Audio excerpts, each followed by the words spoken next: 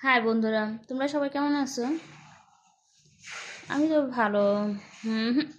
মনটা ভালো ছিল না এতক্ষণ, কারণ আমি ভীষণ ভীষণ কষ্টে ছিলাম। আজকে তো ছেলের এই যে স্কুলের ক্লাস পার্টি ছিল, সেখানে অনেক বড় করে প্রোগ্রাম হয়েছে। অনেক ভিডিও করেছিলাম তোমাদের সাথে শেয়ার করব বলে। লাস্ট পর্যায়ে আমাদের স্যার কিছু গান গেয়েছিল, সেগুলোর কিছু স্ক্রিপ্ট ছিল, ভেবেছিলাম তোমাদের সাথে শেয়ার করব। কিন্তু দুঃখের বিষয়, বাসায় এসে দেখলাম আমার ভিডিওর ভয়েস রেকর্ডিংয়ে কোনো প্রবলেম হয়েছিল। খুব স্পিড, বাবার স্লো মোশন, এরকম নানান একটা প্রবলেম হচ্ছিল।